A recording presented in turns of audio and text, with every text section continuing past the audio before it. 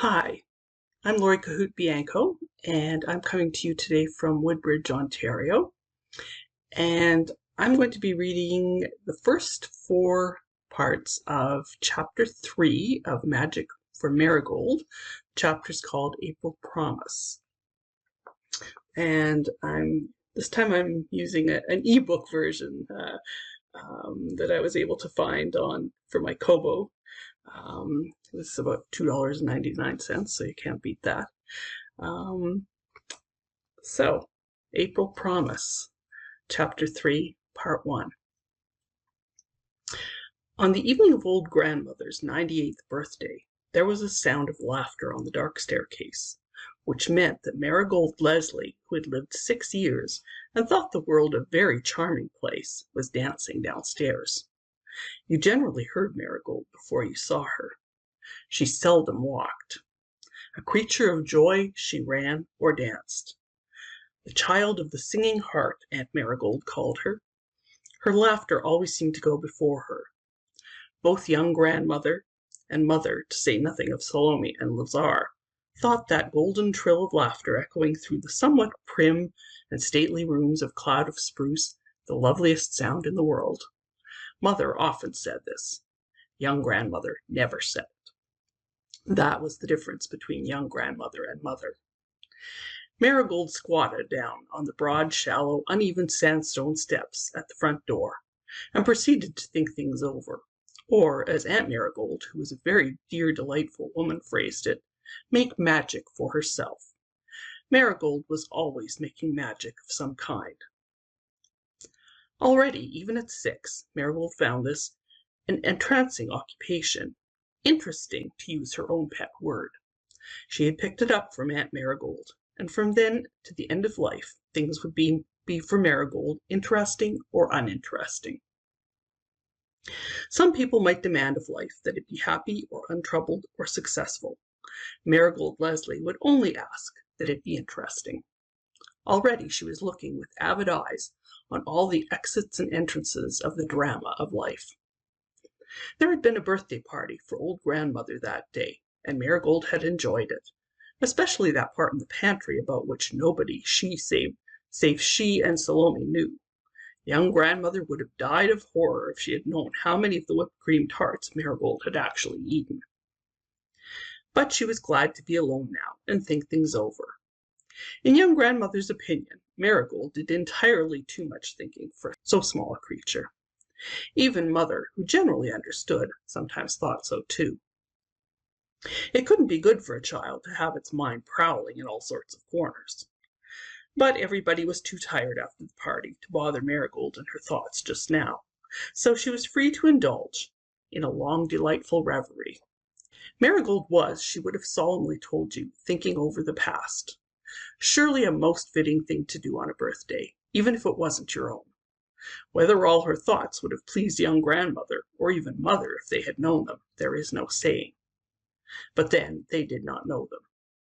Long, long ago, when she was only 5½, Marigold had horrified her family, at least the grandmotherly part of it, by saying in her nightly prayer, "Thank you, dear God, for arranging it so that nobody knows what I think." Since then, Marigold had learned worldly wisdom, and did not say things like that out loud in her prayers. But she continued to think privately that God was very wise and good in making thoughts exclusively your own. Marigold hated to have people barging in, as Uncle Clon would have said, on her little soul. But then, as young grandmother would have said, and did say, Marigold always had ways no orthodox Leslie baby ever thought of having, the Winthrop coming out in her. Young grandmother muttered to herself, all that was good in Marigold was Leslie and Blaisdell. All that was bad or puzzling was Winthrop. For instance, that habit of hers, staring into space with a look of rapture. What did she see?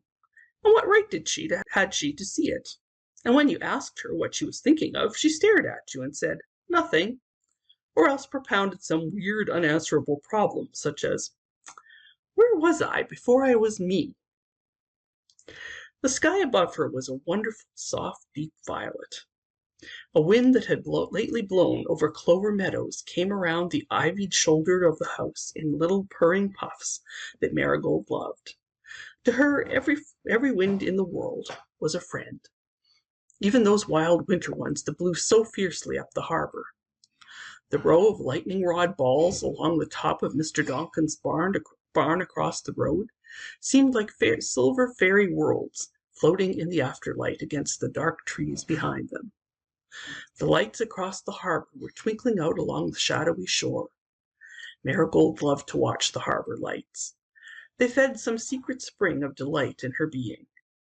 The big spireas that flanked the steps, old grandmother always called them bridal wreath, with a sniff for meaningless catalog names, were like twin snowdrifts in the dusk. The old thorn hedge back of the apple barn, the roots of which had been brought out from Scotland in some past that was to Marigold of immemorial antiquity, was as white as the spireas and scented the air all around it. Cloud of Spruce was such a place always, inside and out, for sweet, wholesome smells. People found out there that there was such a thing as honeysuckle left in the world. There was the entrancing pale gold of the lemon lilies in the shadows under the lilac trees, and the proud white iris was blooming all along the old brick walk, worn smooth by the passing of many feet. Away far down, Marigold knew the misty sea was lapping gladly on the windy sands of the dunes. Mr. Donkin's dear little pasture field, full of blue-eyed grass, with the birches all round it, was such a contented field. She had always envied Mr. Donkin that field. It looked, thought Marigold, as if it just loved being a field, and wouldn't be anything else for the world. Right over it was the dearest little gray cloud that was slowly turning to rose, like a Quaker lady blushing. And all the trees in sight were whispering in the dusk like old friends, all but the lonely, unsociable Lombardis. Salome was singing lustily in the pantry, where she was washing dishes.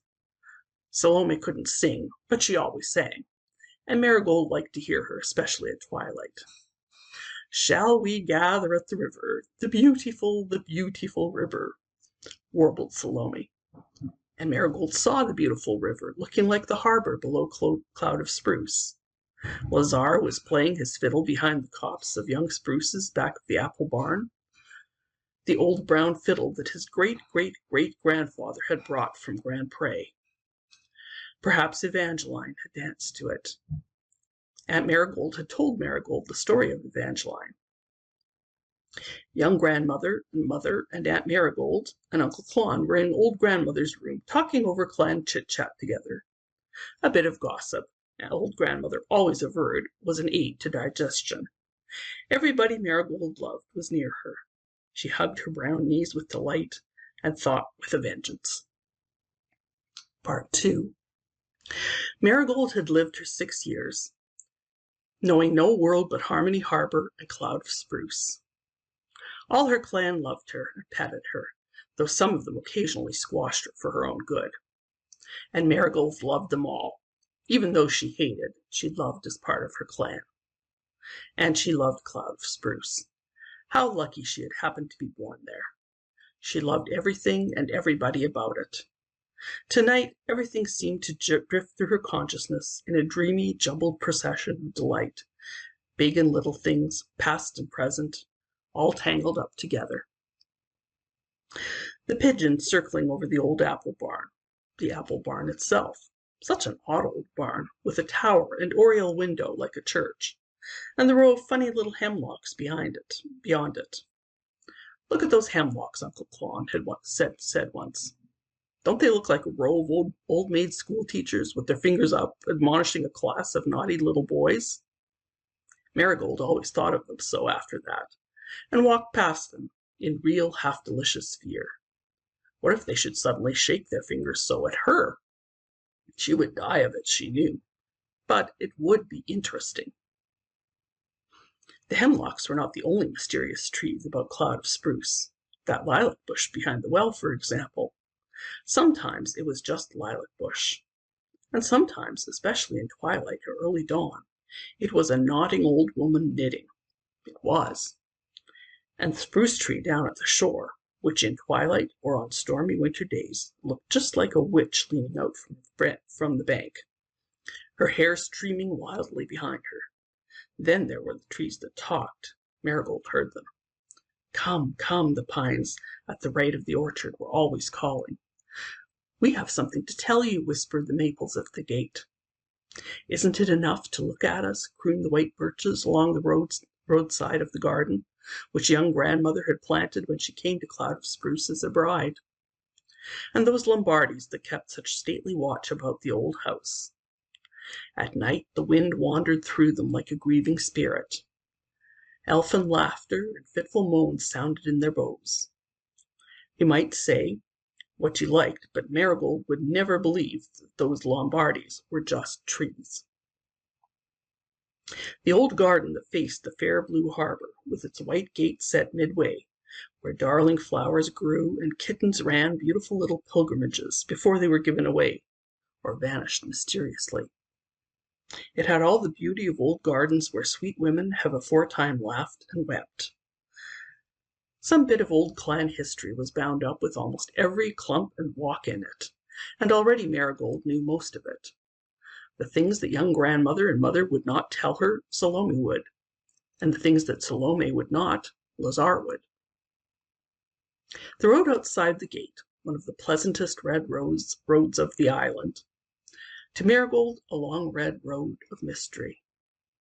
On the right hand it ran down to the windy sea, fields at the harbor's mouth, and stopped there, as if, thought Marigold, the sea had bitten it off.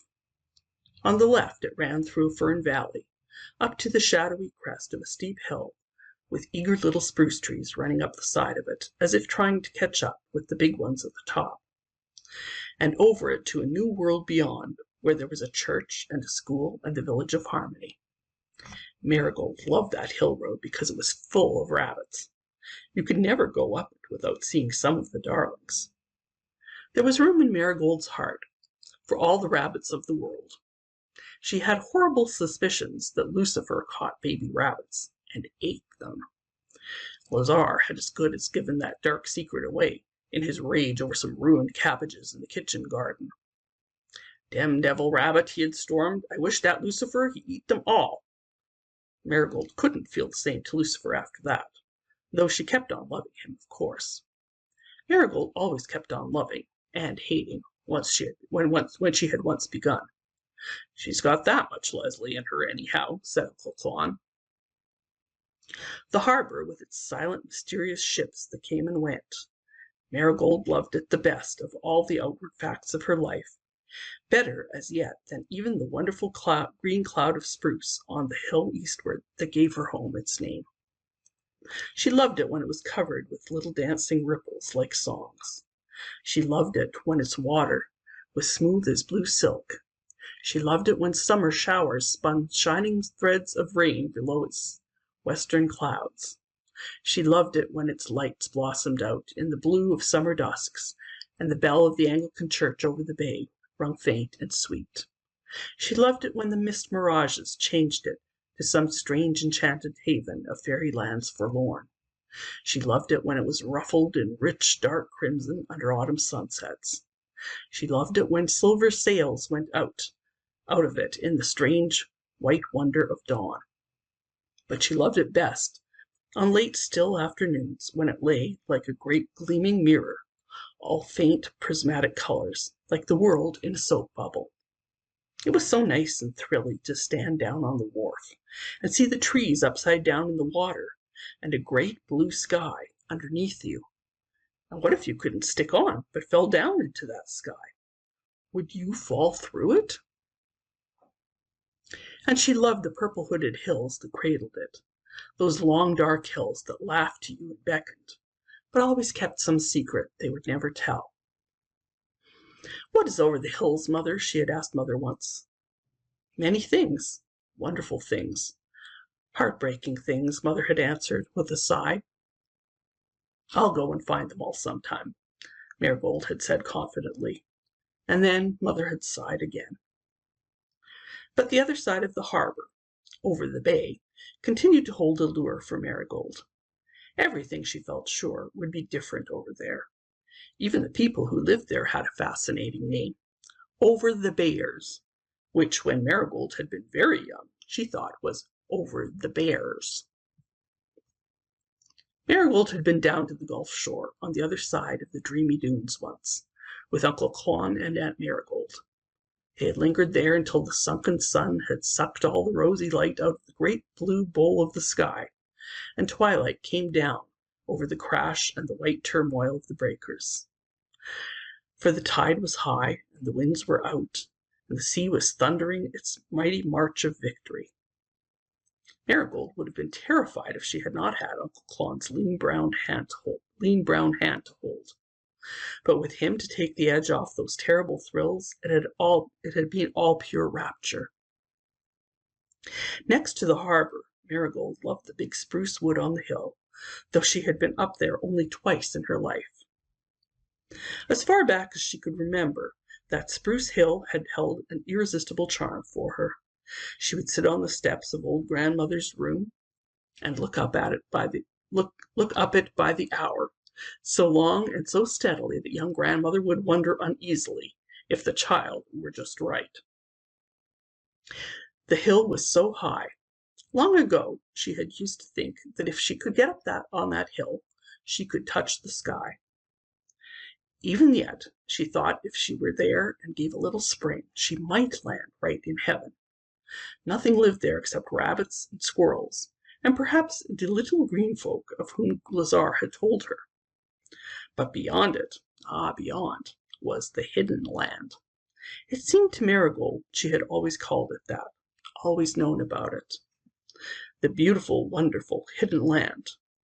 Oh, to see it, just to climb up that hill to the very top and gaze upon it. And yet, when Mother asked her one day if she would like a walk up the hill, Marigold had shrunk back and exclaimed, "Oh, Mother, the hill is so high. If we got to the top, we'd be above everything. I'd rather stay down here with things." Mother had laughed and humored her. But one evening, only 2 months later, Marigold had daringly done it alone. The lure suddenly proved stronger than the dread. Nobody was around to forbid her or call her back. She walked boldly up the long flight of flat sandstone steps that led right up the middle of the orchard, set into the grass. She paused at the first step to kiss a young daffodil good night, for there were daffodils all about that orchard. Away beyond, the loveliest rose-hued clouds were hanging over the spruces. They had caught the reflection of the west, but Marigold thought they shone so because they looked on the hidden land, the land she would see in a moment, if her courage only held out. She could be brave for so long as it was not dark. She must get up the hill and back before it was dark. The gallant small figure ran up the steps to the old lichen-covered fence and sagging green gate where 7 slim poplars grew, but she did not open it. Somehow she could not go right into that spruce wood. Lazar had told her a story of that spruce wood, or some other spruce wood. Old Fidel the caulker had been cutting down a tree there, and his axe was dull, and he swore. "Devil take me," he said, "if I don't throw this damn axe in the pond." And the devil took him. Lazar was dreadfully in earnest. "Did anyone see it?" asked Marigold, round-eyed. "No, but they see the hoof prints," said Lazar conclusively, "all stomping the ground around the tree. And you listen now. Where did Fidel go if the devil didn't take him? No one ever see him again round these parts." So no spruce wood for Marigold. In daylight she never really believed the devil had carried off Fidel, but one is not so incredulous after the sun goes down. And Marigold did not really want to see the devil, though she thought to herself that it would be interesting. She ran along the fence to the corner of the orchard where the spruces stopped. How cool and velvety the young grass felt. It felt green. But in the hidden land it would be ever so much greener, the living green, as one of Salome's hymns said. She scrambled through a lucky hole in the fence, ran out into Mr. Donkin's wheat stubble, and looked eagerly, confidently, for the hidden land. For a moment she looked. Tears welled up in her eyes. Her lips trembled. She almost cried aloud in bitterness of soul. There was no hidden land. Nothing before her but fields and farmhouses and barns and groves, just the same as along the road to Harmony. Nothing of the wonderful secret land of her dreams. Marigold turned. She must rush home and find Mother, and cry, cry, cry. But she stopped, gazing with a suddenly transfigured face at the sunset over Harmony Harbor. She had never seen the whole harbor at one time before, and the sunset was a rare one, even in that island of wonderful sunsets. Marigold plunged her eyes into those lakes of living gold and supernal crimson and heavenly apple green, into those rose-colored waters, those far-off purple seas, and felt as if she were drowning ecstatically in loveliness. Oh, there was the hidden land, there beyond those shining hills, beyond that great headland that cut the radiant sea at the harbor's mouth, there in that dream city of towers and spires whose gates were of pearl. It was not lost to her. How foolish she had been to fancy it just over the hill. Of course it couldn't be there so near home, but she knew where it was now. The horrible disappointment and the sense of bitter loss that was far worse than the disappointment had all vanished in that moment of sheer ecstasy above the world. She knew. It was growing dark. She could see the lights of cloud of spruce blooming out in the dusk below her, and the night was creeping out of the spruces at her. She looked once timidly in that direction, and there, just over a little bay of bracken at the edge of the wood, beckoning to her from a copse, a little white girl. Marigold waved before she saw it was only a branch of wild white plum blossom, wind-shaken. She ran back to the orchard and down the steps to meet Mother at the door of old Grandmother's room. "Oh, Mother, it's so nice to come home at bedtime," she whispered, clutching the dear warm hand. "Where have you been, child?" asked young Grandmother, rather sternly. "Up on the hill." "You must not go there alone at this time of night," said young Grandmother. Oh, but she had been there once, and she had seen the hidden land. Then she had gone up the hill with Mother this spring, only a few weeks ago, to pick arbutus. They had had a lovely time and found a spring there, with ferns thick around its untrampled edges, a delicate dim thing, half shadow, all loveliness. Marigold had pulled the ferns aside and peeped into it, had seen her own face looking up at her. No, not her own face.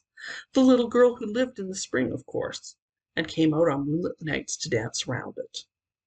Marigold knew naught of Grecian myth or Anglo-Saxon folklore, but the heart of childhood has its own lovely interpretation of nature in every age and clime, and Marigold was born knowing those things that are hidden forever from the wise and prudent and skeptical.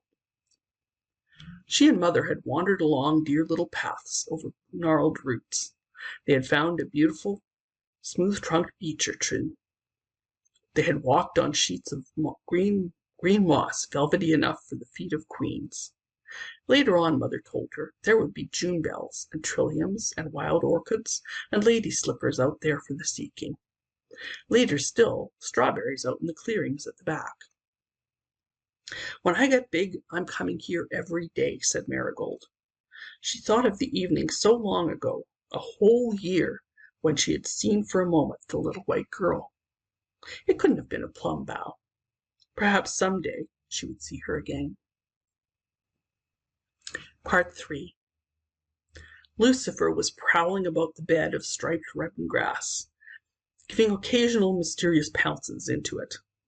The Witch of Endor was making some dark magic of her own on the white gate-post. They were both older than Marigold, who felt therefore that they were uncannily aged. Lazar had confided to her his belief that they would live as long as the old lady did. "Dey tells her everything, everything," Lazar had said. "Haven't I seen dem sittin' dere on her bed, wid der tail hanging down, a-talkin' to her like dey was Christian? And every time dat witch she catch a mouse, don't she go for carry it to de old lady to see? You take care what you do for dose cats." I wouldn't like to be the chap that would hurt one of dem. What dem fellers don't know ain't worth knowin'." Marigold loved them, but held them in awe. Their unfailing progeny gave her more delight. Little furry creatures were always lying asleep on the sun-warmed grasses, or frisking in yard and orchard, ebon balls of fluff. Though not all ebon, alas. The number of spotted and striped kittens around led Uncle Clon to have his serious doubts about the witch's morals. But he had the decency to keep his doubts to himself, and Marigold liked the striped kittens best, undisturbed by any thoughts of Ben Sinister. Creatures with such sweet faces could have no dealings with the devil, she felt quite sure, whatever their parents might be up to. Lazar had given over fiddling and was going home. His cottage down in the hollow, where he had a black-eyed wife and half a dozen black-eyed children. Marigold watched him crossing the field, carrying something tied up in a red hanky, whistling gaily, as he was always doing when not fiddling. His head and shoulders stooped, because he was continually in such a hurry that they were always several inches in advance of his feet. Marigold was very fond of Lazar, who had been choreman at Cloud of Spruce before she was born, and so was part of the things that had always been and always would be. She liked the quick, cordial twinkle in his black eyes, and the gleam of his white teeth in his brown face. He was very different from Fidim Gautier, the big blacksmith in the hollow, of whom Marigold went in positive dread, with his fierce black mustaches you could hang your hat on. There was an unproved legend that he ate a baby every other day. But Lazar wasn't like that. He was kind and gentle and gay. To be sure, Lazar couldn't hurt anything. She was sure Lazar couldn't hurt anything. To be sure, there was that horrible tale of his killing pigs. But Marigold never believed it. She knew Lazar couldn't kill pigs, at least not pigs he was acquainted with. He could carve wonderful baskets out of plum stones and make fairy horns out of birch bark, and he always knew the right time of the moon to do anything. She loved to talk with him, though if Mother and the grandmothers had known what they talked about, sometimes they would have put a sharp and sudden stop to it. For Lazar, who firmly believed in fairies and witches and ghostesses of all kinds, lived therefore in a world of romance, and made Marigold's flesh creep deliciously with his yarns. She didn't believe them all, but you had to believe what had happened to Lazar himself. He had seen his grandmother in the middle of the night standing by his bed when she was 40 miles away, and the next day word had come that the old lady had gone dead. That night Marigold had cried out in terror when Mother was taking the lamp out of her room. "Oh, Mother, don't let the dark in. Don't let the dark in. Oh, Mother, I'm so afraid of the big dark." She had never been afraid to go to sleep in the dark before, and Mother and young grandmother could not understand what had gotten into her. Finally they compromised by leaving the light in Mother's room with the door open. You had to go through Mother's room to get to Marigold's. The dusky golden half-light was a comfort. If people came and stood by your bed in the middle of the night, people who were 40 miles away, you could at least see them. Sometimes Lazar played his fiddle in the orchard on moonlight nights, and Marigold danced to it. Nobody could play the fiddle like Lazar. Even Salome grudgingly admitted that. "It's angelic, ma'am, that's what it is," she said, with solemn reluctance as she listened to the bewitching lilts of the unseen musician up in the orchard. "And to think that easy-going French boy can make it. My good, hard-working brother tried all his life to learn to play the fiddle, and never could, and this Lazar can do it without trying. Why, he can almost make me dance." "That would be a miracle indeed," said Uncle Clon. And young grandmother did tell Marigold she spent too much time with Lazar. "But I like him so much, and I want to see as much of him as I can in this world," explained Marigold. "Salome says he can't go to heaven because he's a Frenchman." "Salome is very wicked and foolish to say such a thing," said young grandmother sternly. "Of course Frenchmen go to heaven, if they behave themselves." Not as if she were any too sure of it herself, however. Part 4. Salome went through the hall and into the orchard room with a cup of tea for old grandmother. As the door opened, Marigold heard Aunt Marigold say, "We'd better go to the graveyard next Sunday." Marigold hugged herself with delight. One Sunday in every spring, the Cloud of Spruce folks made a special visit to the little burying ground on a western hill with flowers for their graves. Nobody went with them except Uncle Clon and Aunt Marigold. And Marigold loved a visit to the graveyard, and particularly to Father's grave. She had an uneasy conviction that she ought to feel sad as Mother and young grandmother did, but she could never manage it. It was really such a charming spot. That smooth gray stone between the two dear young firs all greened over with their new spring tips, and the big spirea bush almost hiding the grave, and waving 100 white hands to you in the wind that rippled the long grasses. The graveyard was full of spirea. Salome liked this. "Makes it more cheerful like," she was wont to say. Marigold didn't know whether the graveyard was cheerful or not, but she knew she loved it, especially when Uncle Clon was with her. Marigold was very fond of Uncle Clon. There was such fun in him. His sayings were so interesting.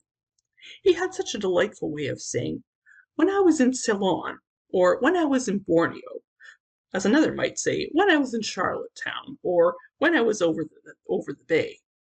And he occasionally swore such fascinating oaths. At least Salome said they were oaths, though they didn't sound like it. "By the 3 wise monkeys" was one of them. So mysterious. What were the 3 wise monkeys?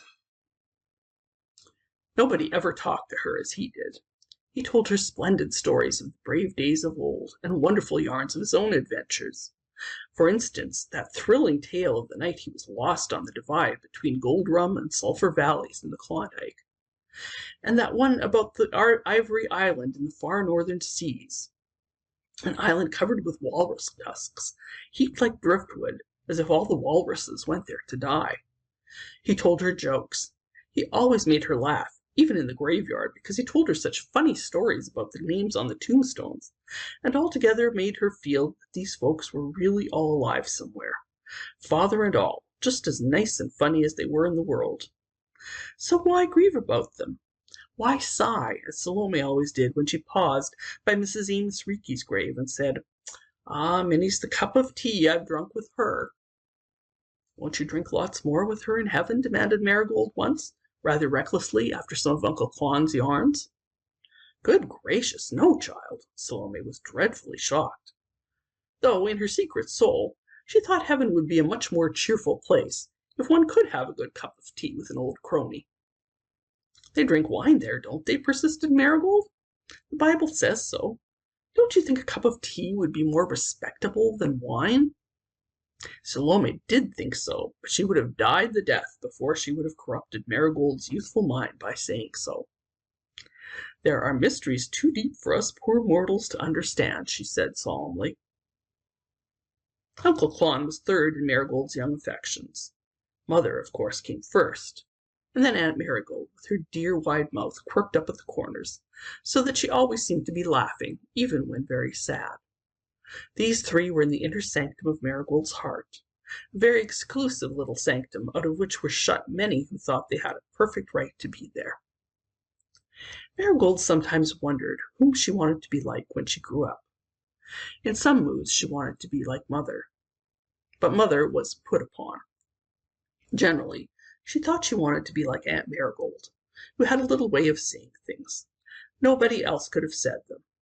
Marigold always felt she would recognize one of Aunt Marigold's sayings if she met it in her porridge.